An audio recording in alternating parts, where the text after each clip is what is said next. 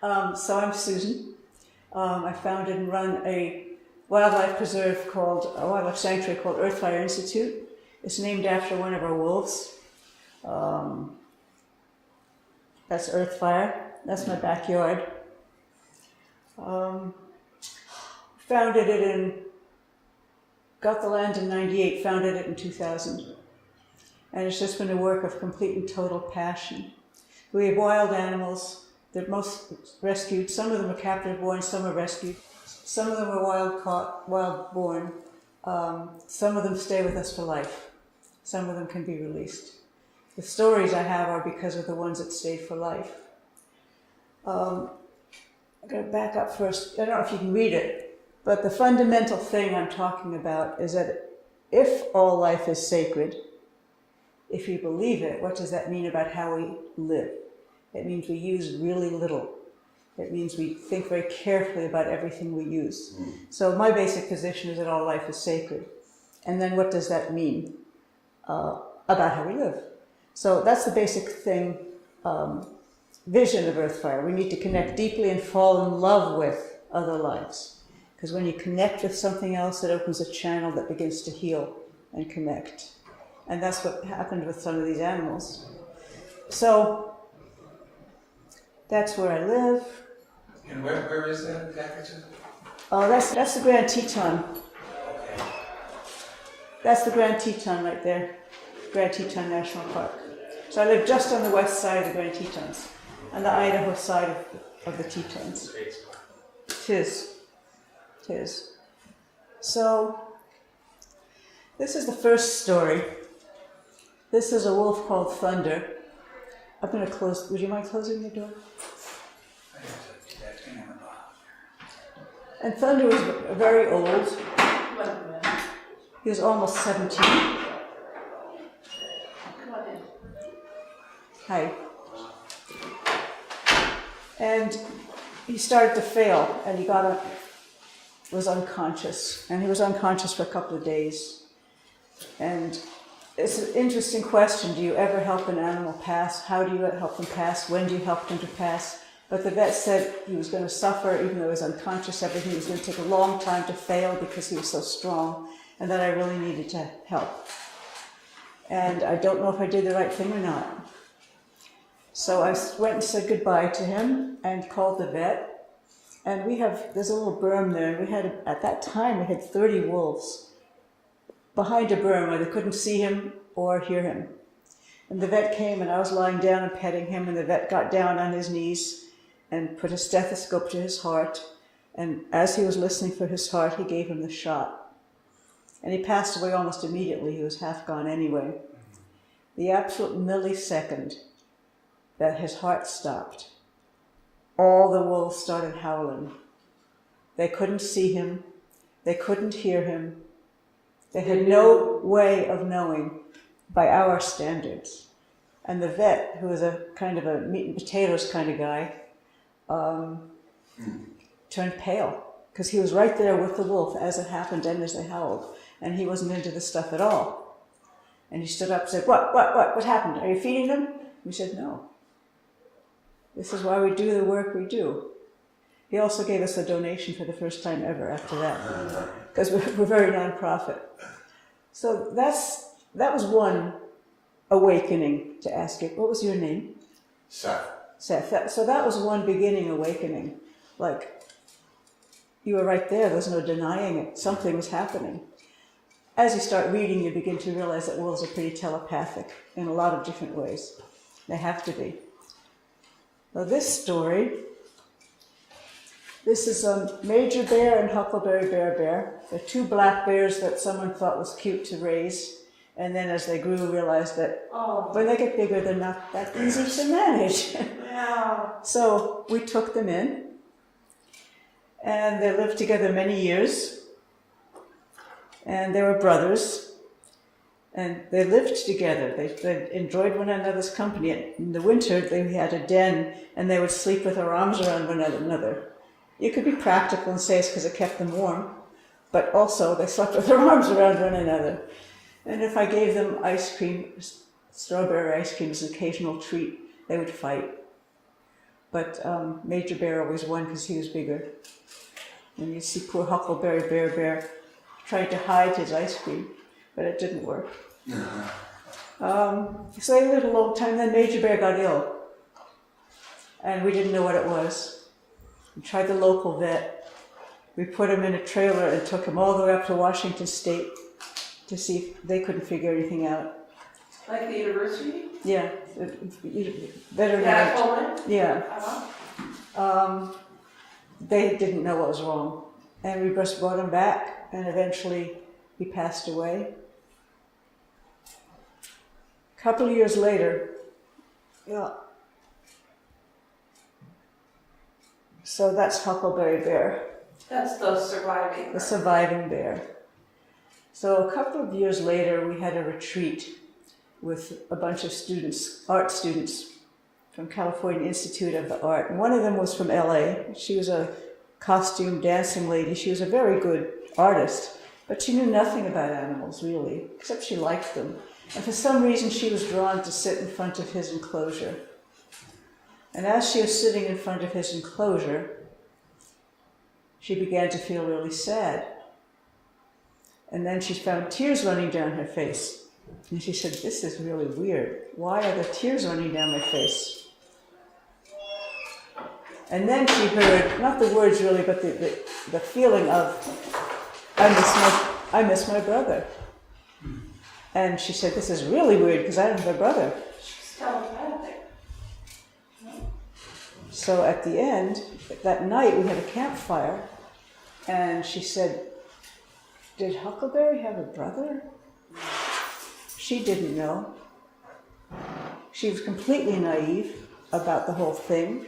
She was just sitting there open, and this came to her. So you can analyze these things on many different levels, but the implication is a bear was sharing and transmitting its grief to a human. She felt it. She said, "I don't know why you're so sad, but I'm going to stay and visit you every single day that I'm here." And she did. And then he turned around and went back into his den.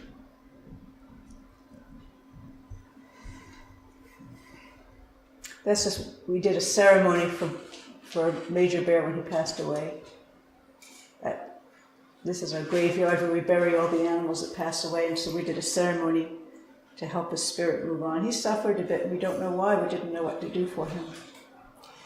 But the implications are enormous if you start to think about it. Am I speaking loud enough for you in the Oh, back? yeah, no, he was just catching me up. I just Okay. Thank you. So, what's a bear doing connecting with a human to share his grief? What does that mean? There are thousands of stories like this you read, but I'm just sharing with you what I experienced. Then, I was just telling you, Seth, there was Apricot. She was close to death here. She was receiving some energy healing. So for those of you who weren't here earlier, here's a medical record. I like keeping medical records because then it makes the stories more real. Not only do I have the pictures, I have the vet saying this is how she was. So it's not made up, because there's so much in this world now that's made up. So here's a medical record, which you can't read there, a little bit. Ataxic when walking, keeps kneeling, etc. So she, as I was speaking a little earlier, she had distemper to her brain, was supposed to die and didn't, but had all these weird symptoms where she couldn't walk straight. And she was this wild, free, delicate, feminine beauty. And because I couldn't stand it, I started to think, what else can I do? The vet said, heavy drugs. I said, that's not going to do anything besides shorten her life. And so I looked for, thought about it, and there's a woman down the road who does craniosacral therapy. Craniosacral, if you don't know it, is a form of energy therapy that focuses on the nervous system. And mostly it works on trying to help the fluids move better. It's got a lot of research supporting it. So just down the road was this woman who does this, which is she worked on paralyzed human systems. And I said, what the hell? So I called her and said, would you be willing to try working on Apricot? And she said yes. She'd never met Apricot before, and Apricot had never met her before. So when you see this video, I cut it short because this is a little longer. I have, if you ever want to see the whole thing, I have a video of her coming in and everything. But she'd never been in the yurt before, she'd never met Jill before. And as I mentioned to you earlier, a couple of you, and I'll mention it again, it's astounding. It's not really astounding, but we get astounded when the animals actually respond like immediately. They know, they feel it, they feel the help. So let me see if I... Jill put her hands on Apricot's neck and back, feeling her way into her nervous system. She just come in, you can see how hard she's breathing, she's nervous. She started to settle in. It was as if she sensed we were trying to help her. We felt the healing quality of Jill's hands. She started with any new movement or sound, attending to her environment of danger signals, but she quickly settled that down. See that? She started to attend more and more to what was happening inside her. To all our amazement, she entered into a deep trance. For 40 minutes, this shy, skittish wolf lay there taking in healing energy. When Jill felt she had done enough, she pulled her energy back. Apricot woke up and looked a bit disoriented, as if she had been very far away, and started to explore the earth. As we sat there, she came back, laid down, and basically asked for more. Jill worked on it for another 20 minutes. When we were finished, it looked like she was thanking me, grateful. Instead of imposing on her system with drugs, Jill had helped her find her own energy to heal herself. The next day, the neck was still arched. Apricot had a new look in her eye, bright, energetic. It was a bounce in her step. We asked Jill to come again. This time, Apricot pulled her all the way to the earth. Because his knees hurt on the floor, we decided to try to put her on a massage table. Again, she settled down quickly in this new environment. A wolf settling in on a massage table. She went into a deep healing trance.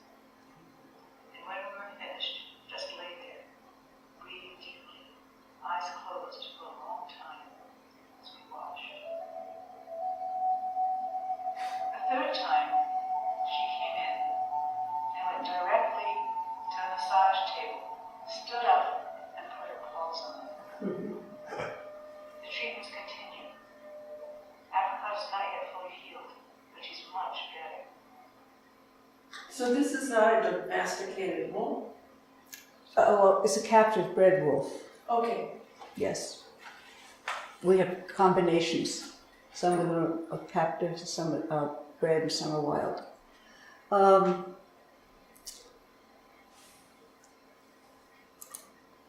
Jill put her I hands don't want to do that, I want to go to the next one. feeling her way to her. Jill put her hand.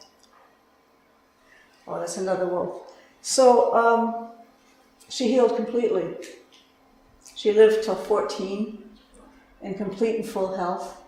We have a large waterfall in the garden that you saw. She leapt off the top of it down into the pool below to get a piece of meat she saw that was possibly being given to another wolf.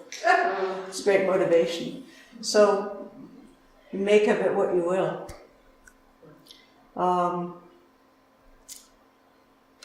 So there's another wolf called Cucumber, which was this one.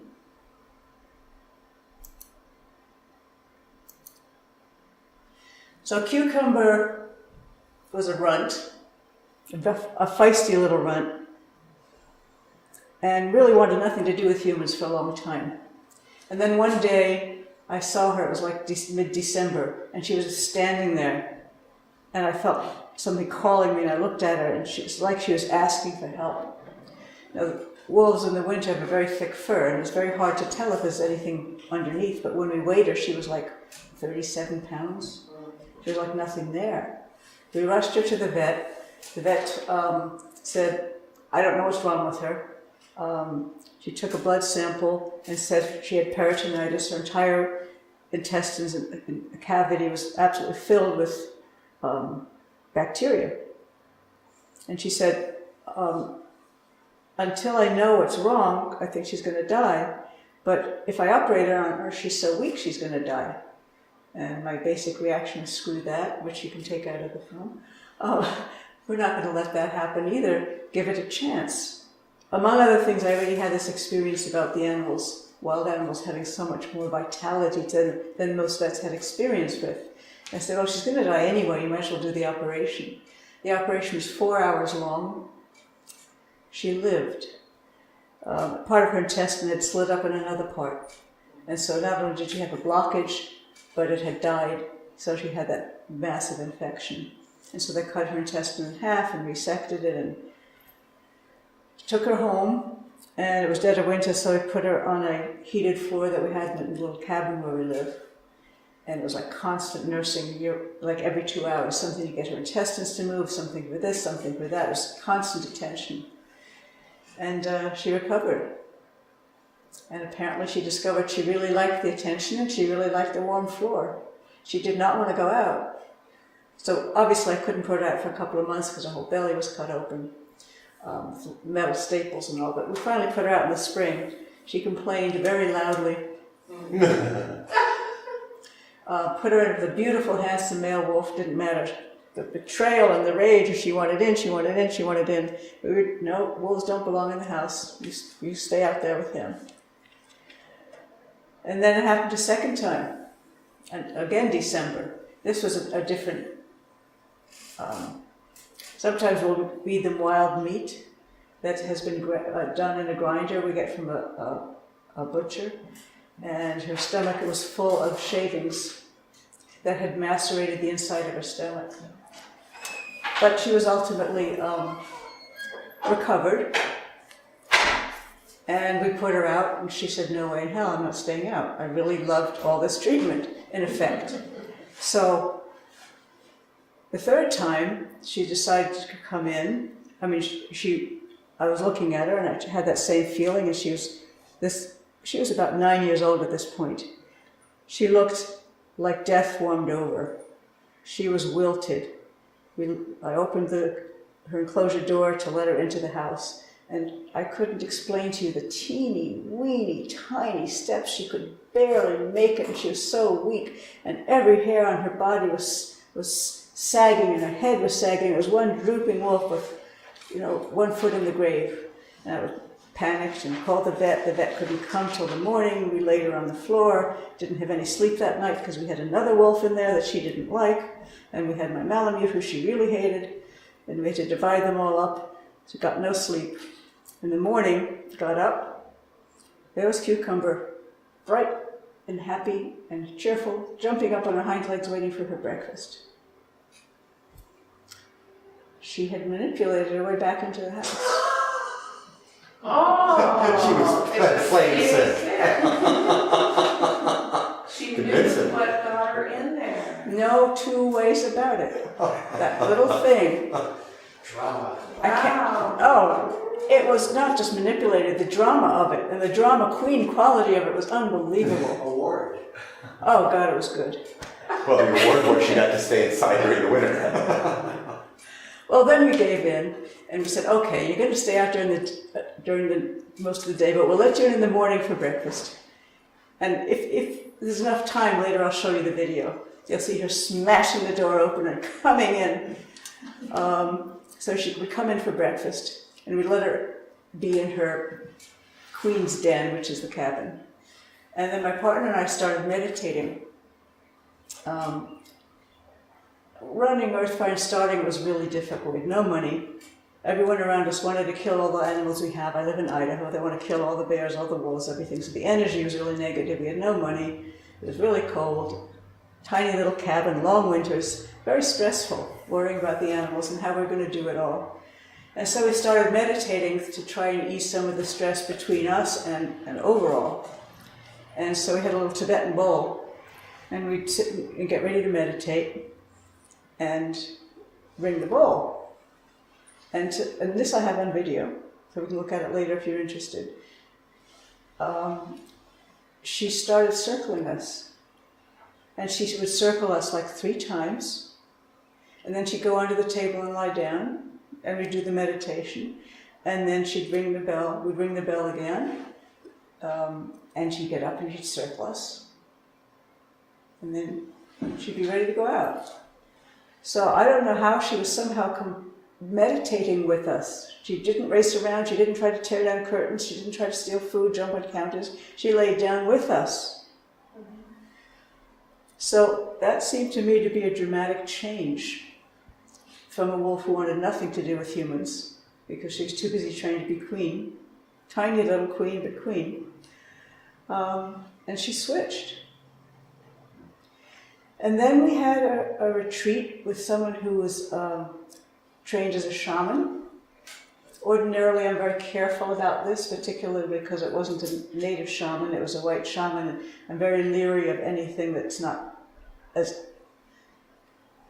true as possible. But I knew that she was ethical, and we had a retreat, and she had several people there on the yurt, and the second day or so they were already quieted down and trying to tune into nature, and John, my partner, suddenly said, you know what, I think Cucumber's ready to do this. And so we told everyone we were going to bring her into the yurt, and everyone was very respectful and very quiet. And he brought her over to the yurt, and he said to her, in his own telepathic way, basically, they've never met a wolf before. This is your opportunity to be an ambassador for wolves. And, you know, I'm sure you're going to be a good little wolf, but you don't have to go in if you don't want to. So he took her to the base of the stairs. The yurt has a bunch of stairs to go up. And she had her ears down and her tail was between her leg. And he said again, you don't have to go up if you don't want to. And she stayed there for a couple of minutes, and then she sort of like straightened herself out, walked up ahead of Jean into the yurt, and went around and greeted, this is a picture of that, went around and greeted every single person in the yurt. And when she came to the Rose, the shaman, she stood in front of her. And Rose said, it was as if she said, oh, there you are. One of the reasons I had agreed to have Rose come and do a retreat is because she was trying to build a bridge between animals and humans. The only place she was able to do that was in zoos, and she'd do ceremonies in zoos. So Cucumber went and said, and Rose said she got telepathically, there you are, you're the one who called me here. Rose and I had just met like 2 months ago and decided at the spur of the moment that we were going to do this, and it was amazing that people came. So she had in effect called her here. And then Rose said she heard, I want to be the best ambassador I can be. She had no idea that John had said that. John had said that outside. There'd been no communication. So you asked me earlier, Seth, about awakening. It was an unfolding. Apricot and Cucumber deciding to meditate with us. And that's why I say insight on my part. It's not really insight on my part. These things happened. My job is to communicate it as accurately as I can, and for each of you to make up your own mind. I'm just trying to share what actually happened from an observational point of view. So how did she know that? She lived to an old age. She lived to 13, and she became an incredible ambassador. She wanted to greet people. She did greet people. That was that next picture. She was near death at this point. She had developed cancer, and she was going to live maybe another few weeks. But she went and greeted everybody in the circle. Her last deed. So it's been an awakening and an awakening and an awakening, and something I have to share. So okay, it happened with Apricot. Okay, it happened with Cucumber. Here, Uinta, we got him late. He didn't want anything to do with humans at all. We couldn't put our hands on him, but he got really ill. For the hell of it, I said again, ask Jill. And here, Jean put him on a chain because otherwise he would have run away. And Jill came, picture 1, picture 2, picture 3. He was starting to melt. And he recovered. Her diagnosis was it was something with the vagus nerve, like it was something with the stomach. I'd have to look back at the notes. So now I said, okay, apricot, cucumber, you enter 3 wolves. So it's obviously not just one wolf. It might be wolves. But no. Oh, This is Windwalker. That's in his middle age, a full, macho, gorgeous, male, aggressive cougar who we couldn't really trust with people. That's when he was very, very old. You can see the age. But I wanted you to see how he was in his prime. And then as he got older, he got more handicapped. At this point, he couldn't walk anymore near the end of his life, and these were students helping to put his backside into a wheelchair. And he just allowed them to do it. But before that, so he could get around just on his front paws. and he understood. And I had a wolf who did the same thing, understood like immediately, and gave him a sense of pride. So he was ill, and we asked Jill again, and you can see the response again. So I said, okay, wolf, wolf, wolf, cougar. This is getting to be a pattern of animals responding to this kind of thing. And this is one of my favorite pictures next. And you can see the connection is a similar look to apricot when she was going into a trance, healing trance. That's either, I think it's Jill's or Jean's hands on him, just lying there, absorbing it. There he is, just loving being loved.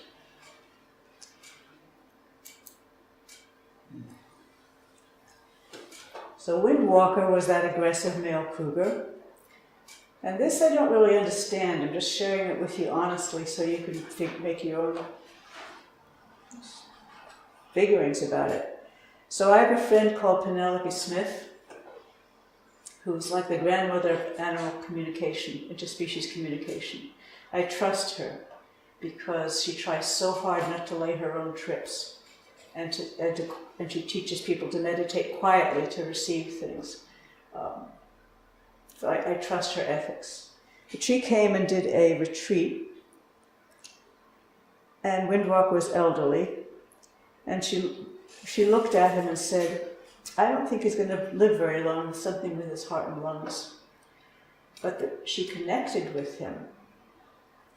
I can only tell you, at the end of that retreat is when he began to change from a macho, aggressive male cougar to someone who seemed to want human company. He'd purr. I don't know if you ever heard a cougar purr. It's deep and rich. He'd purr, and he'd invite people to come over and visit him. Something changed. My theory is, I'm not telepathic myself. I'm empathic, but not telepathic. That somehow Penelope connected with him.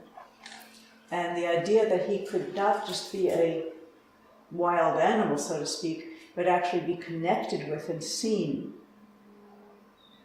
is the best that's what happened. He changed. I suppose it could be just age or whatever it is. From my point of view, my explanation is that he was seen somehow and heard somehow. Penelope's was that, because she works very much in spiritual areas, that for the first time he realized he was a spiritual being as well as a cougar, as in a way we all are, spiritual beings and humans. We started to have some more retreats after that when he changed and included him in them because he was different. I have other pictures of him surrounded with people petting him. Retreats where he would do the same thing that Cucumber did. People would sit around him in a circle and he would look at each person and they each felt as if they were getting a transmission. Now, again, I'm much more grounded. I don't receive those things. I'm only reporting what they said for you to do as you please with. but there was no question that he was sitting there, and then he looked at each one of them, and some of them felt like they had gotten a powerful lesson. Obviously they're oriented that way because they're at a shamanic retreat, but that's what they felt. In any case, that's how it was for several retreats after that one with Penelope where he was connected with. And that was, he had one more year to live. He was pretty old and feeble then, and as I said, Penelope said he wasn't going to live much longer, but he tried. It felt like he tried and tried to live, and he made it for another whole year. And my partner Jean went to him. We held our last retreat in October, and he said he felt like Windwalker had said to him, "Are there any more people coming?" Like he wanted to hang on till, and Jean said no. He made it through the last retreat. He was so feeble and unable to walk at all. And 2 weeks later he died after the last retreat. I was out of town at the time, but John was bringing him warm blankets because it was getting to be winter. And one day several times a day, and visiting him. And then one day Jean went there, and it was snowing outside. This was in November, and he was lying there. Actually, he wasn't lying. He said he was sitting up, which was really strange because he hadn't been able to. And he was sitting up and looking outside and looking at the snow. And John entered and touched him, and he startled, like he was somewhere else. And John touching him brought him back into his body. And then he lay down, and John put his head in his lap, and he was purring. Windwalker was purring, and then Windwalker couldn't purr anymore.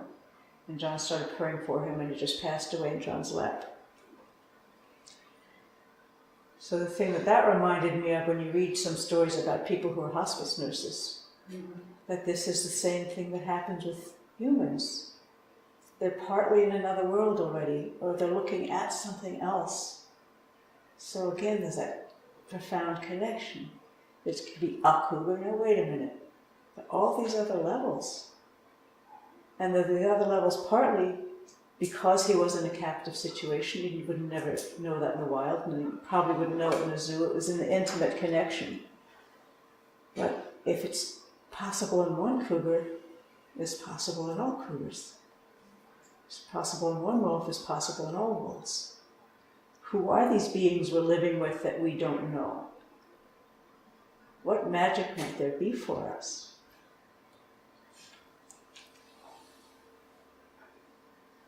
How are you doing? Am I boring you yet? Is it too long? Okay. Because I get totally into it. You know, when I learned to meditate years and years ago, I was in menopause and I learned to meditate because the transcendental people told me that it would help, and it did. But they also said, if you have cats or dogs, they will come around when you're meditating and be with you there. And I was always amazed that we had 3 cats, and they would always come in the kitchen and sit with me. And it's now also true for wild animals. They all like that universal energy because we're all part of, that trite statement, we're all one, we're all connected. This is wonderful research that's just come out maybe a few months ago, maybe some of you know of it, where genes aren't actually sent just vertically from parent to child over evolution. They've also transferred sideways, so we have all kinds of other species genes in us. So on a sheer scientific level, we're all interconnected. Anyway, I could go on for a while about that. What is your background? I saw you were a PhD. I'm just curious.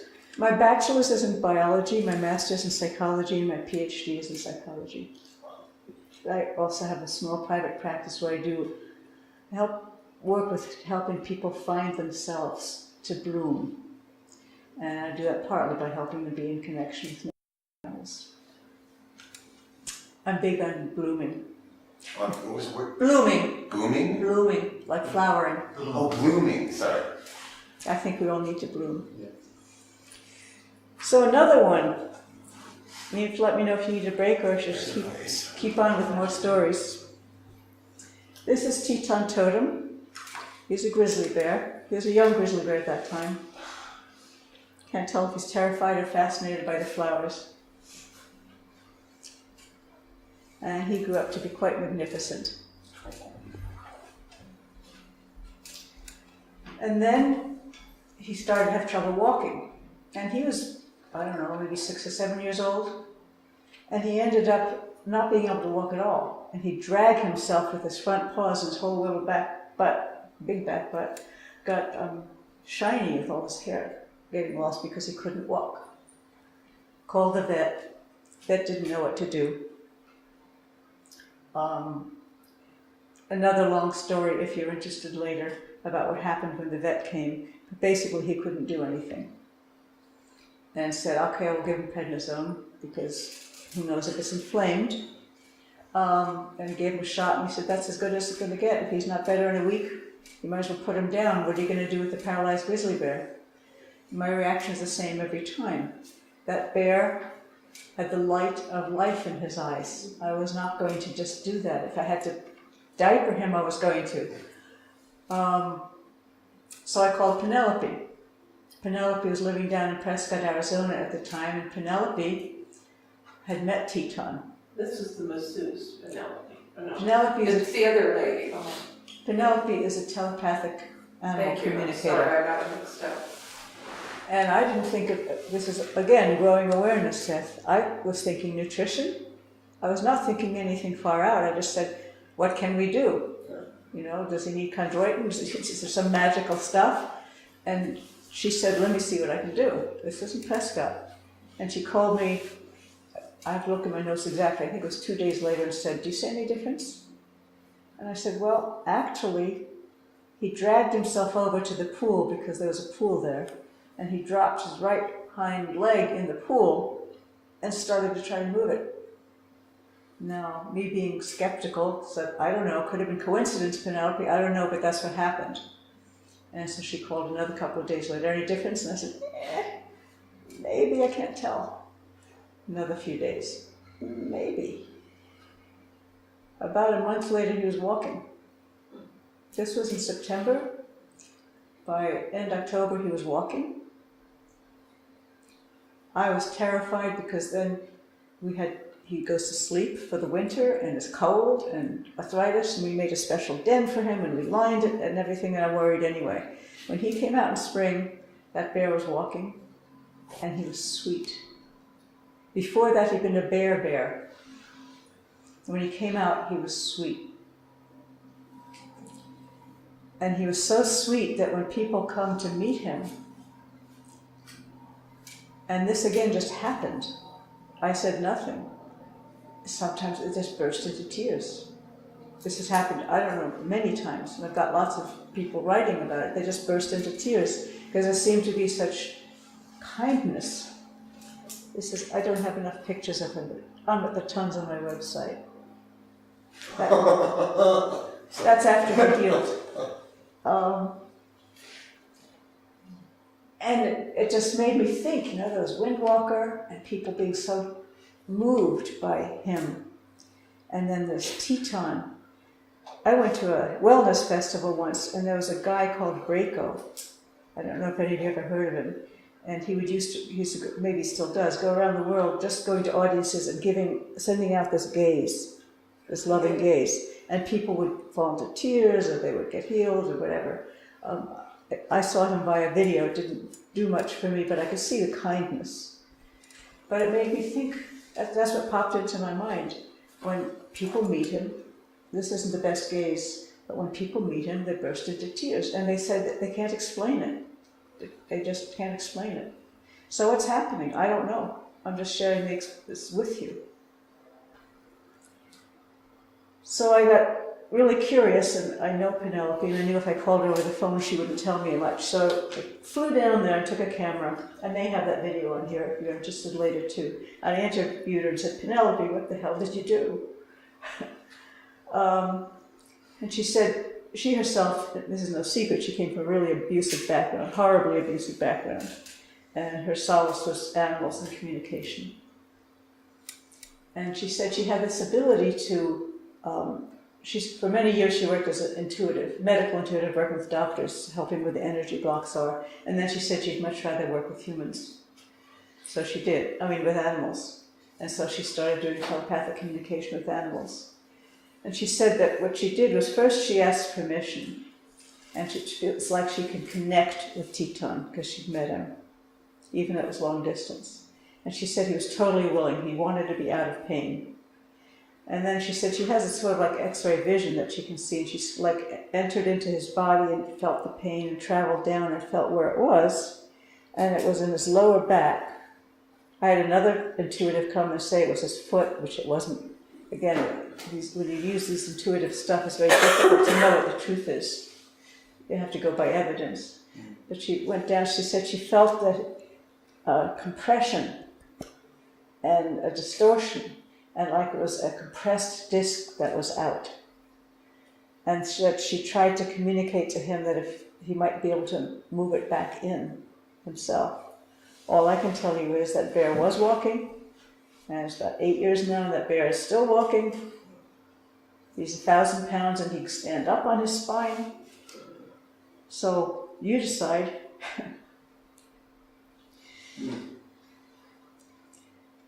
So those are some of my healing stories. There are many more. I don't know what time it is. 4:30. So how much time do I have? I don't know. I think it's 5:15. To 5.5 hours. You know, the Chinese are using energy to heal with. I've watched a lot of, let's see, what is this first name? Braden is his last name. Greg Braden. And he has, in one of his early YouTube things, in China, these professional people go to the hospital and say these healing words to this woman who's sick with cancer, and it goes away. Like with them doing this chant. And it's hitting us in the essence of a consciousness that removes everything of the thing that's causing ill health.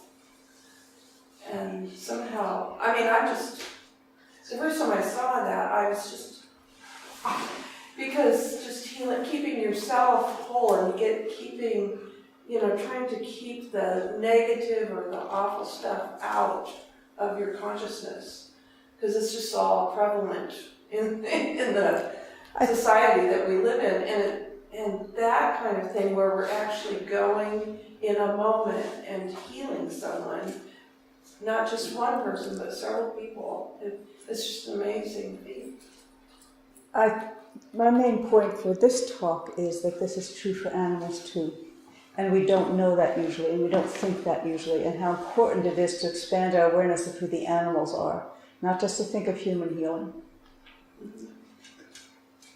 And how it works, I do not know.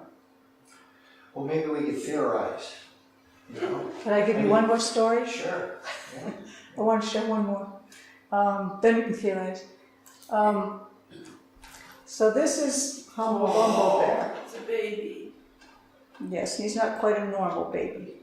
The definition of normal anyway. He came to us from a roadside zoo, and there's something clearly wrong with him right from the beginning. When we'd hold him and try to feed him, he'd just be rigid, like terrified of being dropped, just rigid, and he'd just burble, and take like 20 minutes to feed him. Usually, if you have a baby bear, it sucks it down in 1 second. It's gone.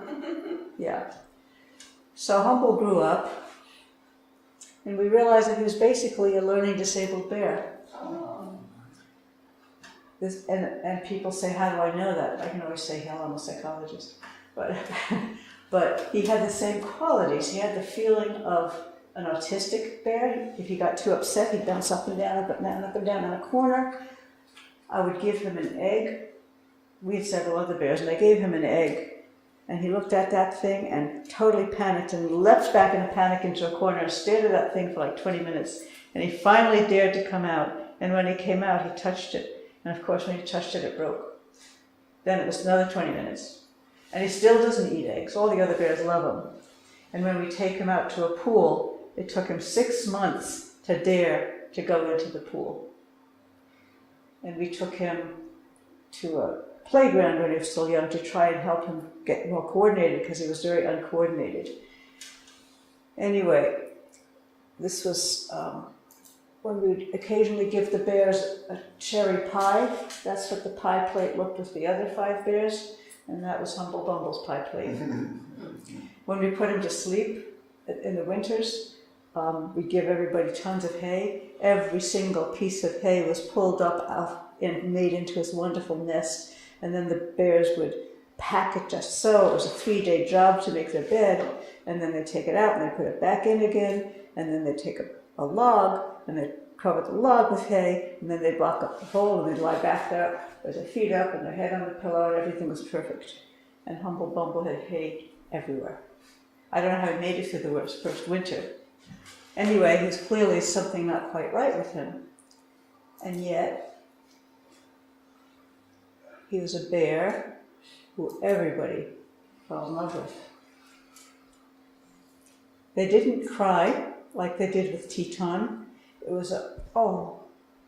And 10 years later, they'll still ask me, how's Humble Bumble? Is he still okay? And the thing that struck me with him, another question, here he is playing Oh with my goodness. That was his friend and mentor. He never dared go out into the garden until his friend would lie down in front of him so he'd dare go a few feet. And then the doggy, his name was Boychuk, would move a little further, and he led him into the garden to play. Look at how large he is. He's bigger still now. So my question with him was, everyone who met him felt an underlying gentleness and sweetness. And there's clearly something wrong with his brain in a lot of different ways. His eyes were funny, and he was uncoordinated, and told you this, he couldn't deal with any stress. He also, by the way, never hibernated. Drives us crazy every winter because all the others go to bed, and you have to worry about feeding them, and he comes out to socialize. And so what do? Do you feed him? Do you not feed him? Drives me nuts. Anyway, he's still okay and made it through another winter. But the question there was, is it possible, this is a grizzly bear we're talking about, is it possible that there's an underlying sweetness in all of us? If the biology is somehow disrupted for survival like his was, if the competition and all that stuff that we're driven by, all of us, jealousy, self-esteem, status, all that, if somehow that is overridden or we get underneath it, might there be that level of sweetness in all of us? You mean like the kind of changes a lot of people get after going through a near-death experience? That too.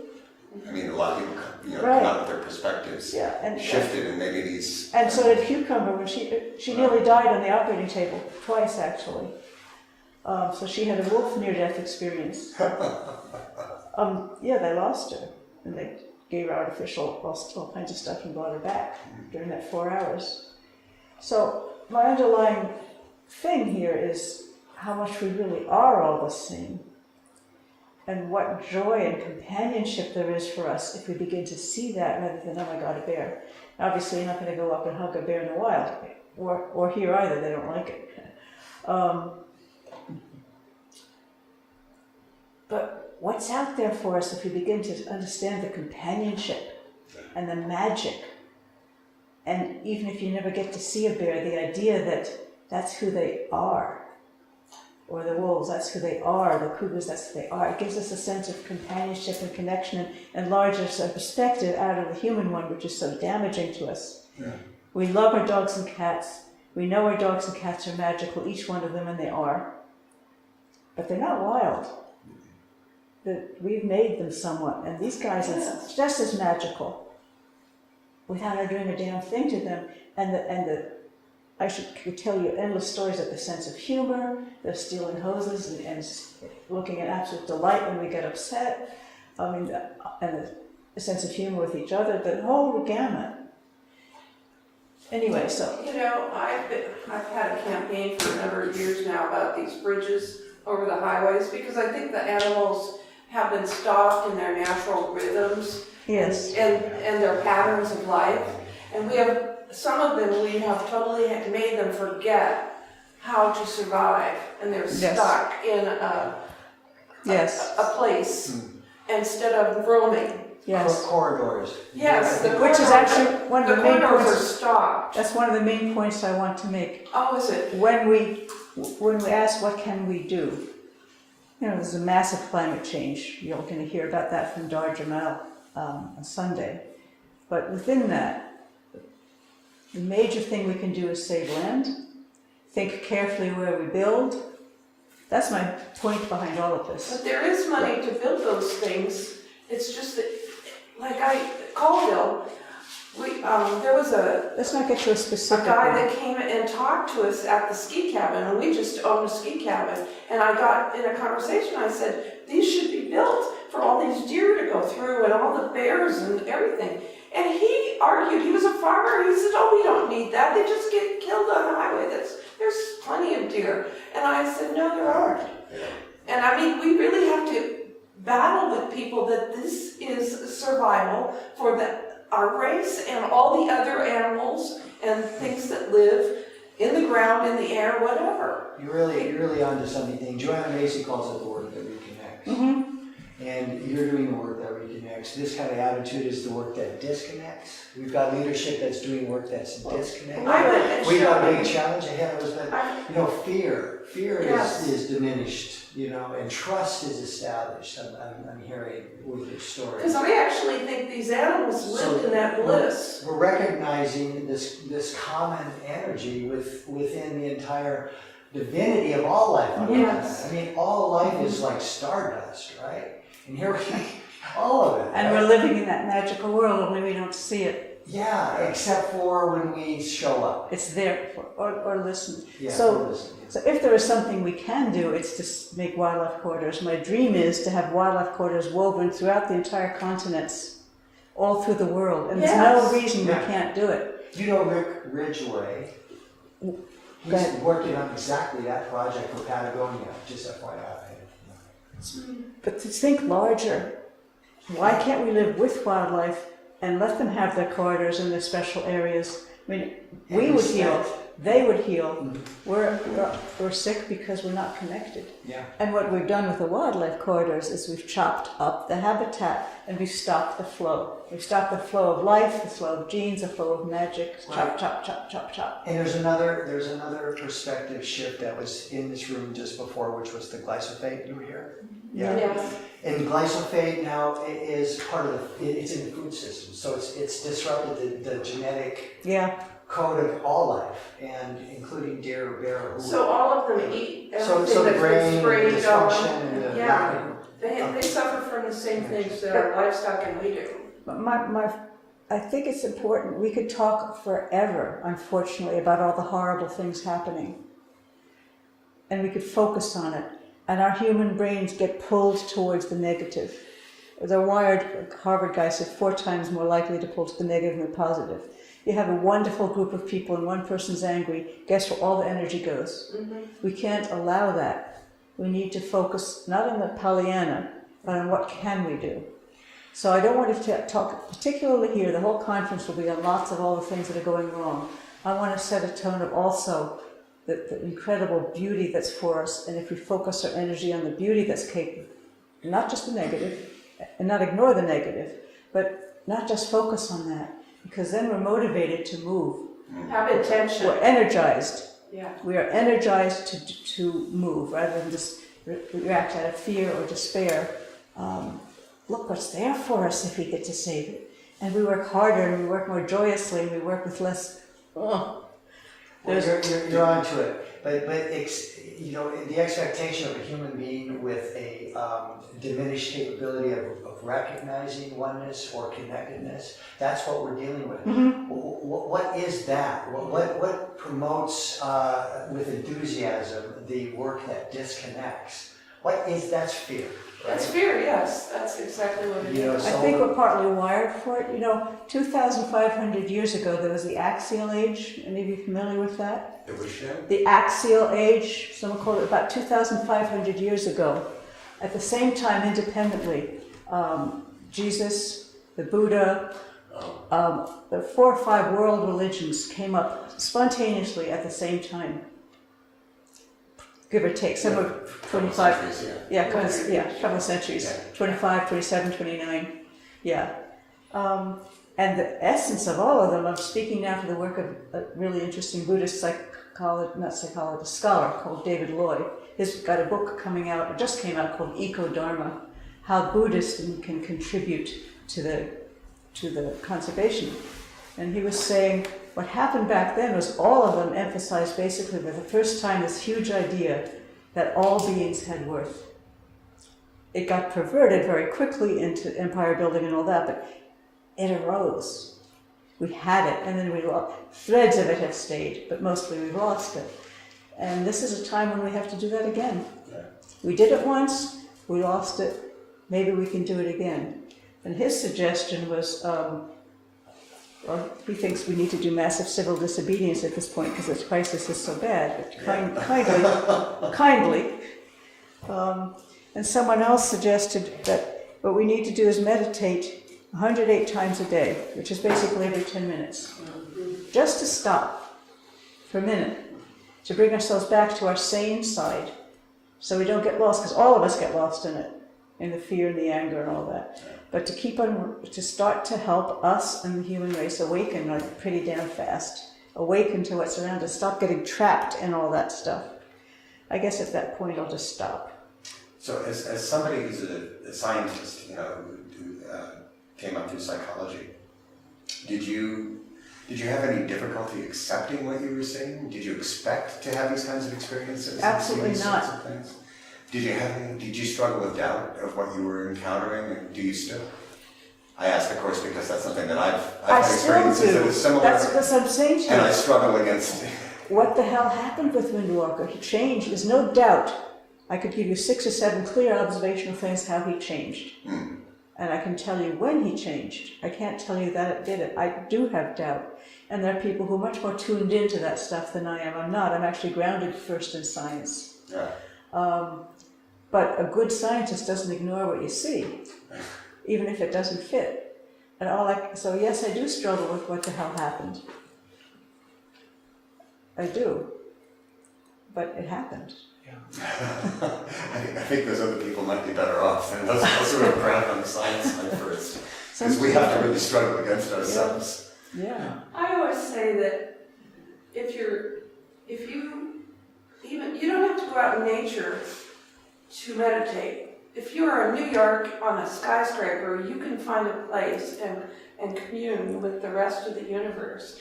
And sometimes it's called the gap, but it's not really in our consciousness, it's outside of that somewhere.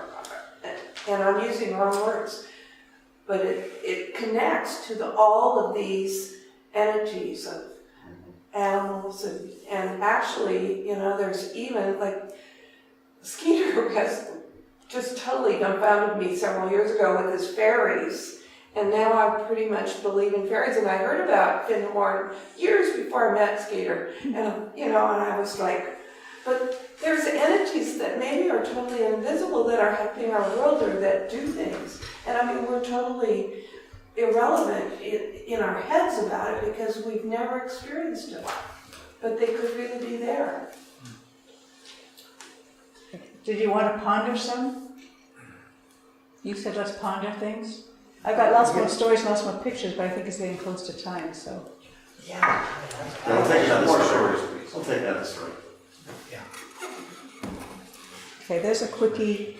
This, you see the telepathic connection? I could take a picture like this 1,000 times. This wasn't a chance picture. One unit. They're all so fabulous. Connection. Whoa. One on the left has an aura. Yeah. Yeah, it does. That's Nightwind. That's like just stink. This one He was taken away for a photo shoot and his mate was just coming into heat. It was only like a half hour, mind you. You can feel the absolute agony in that call. Where's his mate? Where's his mate? Where's his mate? This was a sad story. Do you want to hear a quick sad story?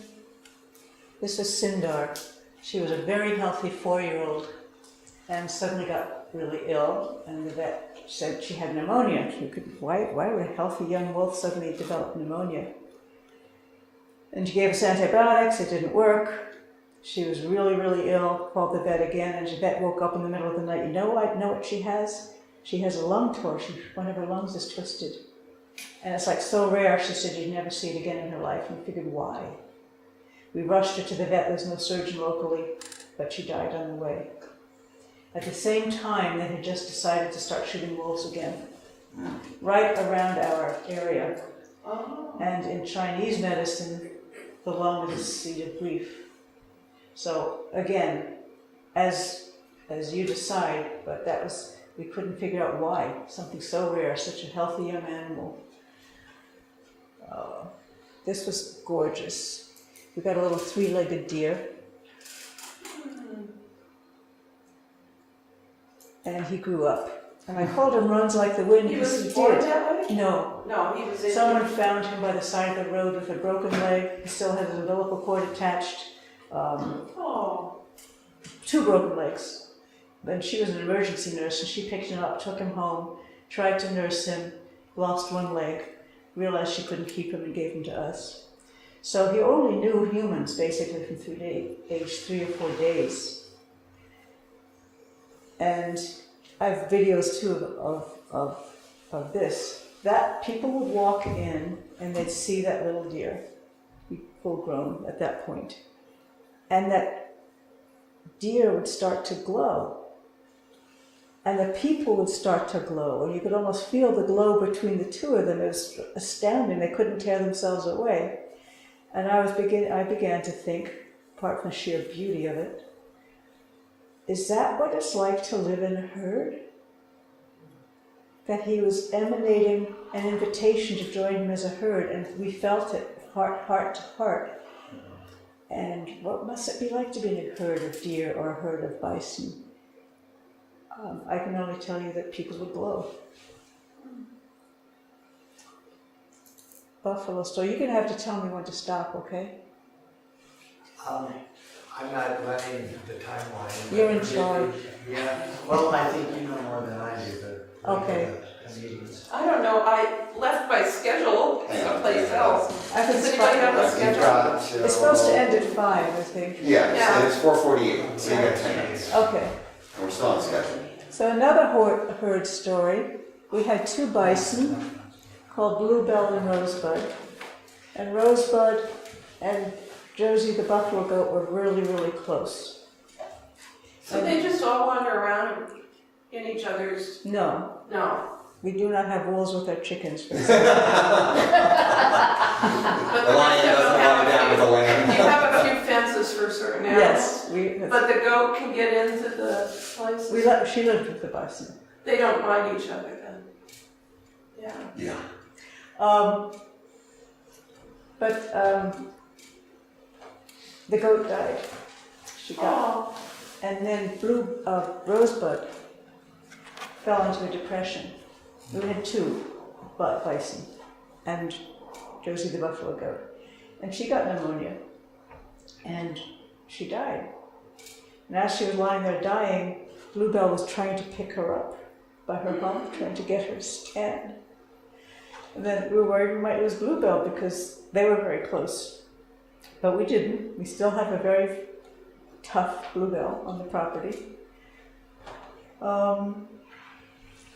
And what happened was we started to notice that wherever we were, there was Bluebell. Wherever we went, there was Bluebell. And when we do retreats, we only do a few a year, but often they're people who are interested in healing, or have healing hands. And she discovered healing hands. And we couldn't keep her away from people. She let them touch her. No, No. she demanded. No question about it. She'd come lumbering across, sit there and say, me, now. And I have pictures of like 5 or 6 people giving her Reiki or energy therapy all at the same time. See if I can find another picture of that. Oh, darling. There. So that's Bluebell demanding it. And then someone gave us a white buffalo. And she's taking the Reiki through Bluebell. Because Bluebell wouldn't let her any closer. Take it all. Yeah. So what we realized was she was 13 or so at the time, Bluebell. She was lonely. She had no other alternative. She adopted humans as her herd. And it's something similar to the deer. She needed it. She adapted herself to filling her needs. And so you can't come onto the property without giving Bluebell her energy. So many stories. This is just a work of heart math. You probably know that, most of you. That's, I think, one of the things that happens, that the hearts synchronize and the energy synchronizes when In you're the universe. when you're in the right frame of Yeah. The focus now is, and this is another example. Now she had a stroke and got paralyzed. Isn't that wonderful? She had just, it's an Arctic wolf actually. I'm sorry. It's okay. She had just gotten paralyzed and was lying there for 9 days deciding she was going to die. Because of course a paralyzed wolf going to do. And then John brought home Humble Bumble Bear and Boychuk. And she decided she was going to live. And that's the moment when she decided she was going to live. We put her in a wheelchair, took to it instantly. Those are just more healing stories of animals who changed. Chicken.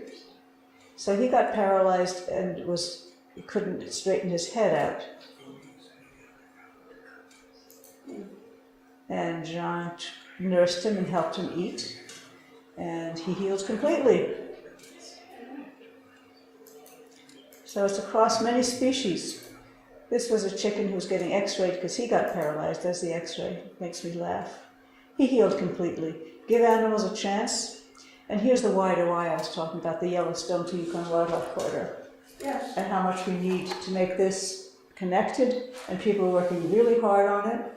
I have an intern who's specializing in trying to talk to people about their attitudes about it and how to make a change, and that we just need to do that around the world. We're located right down here. Where are we? At the bottom of the wildlife corridor. We're right down here.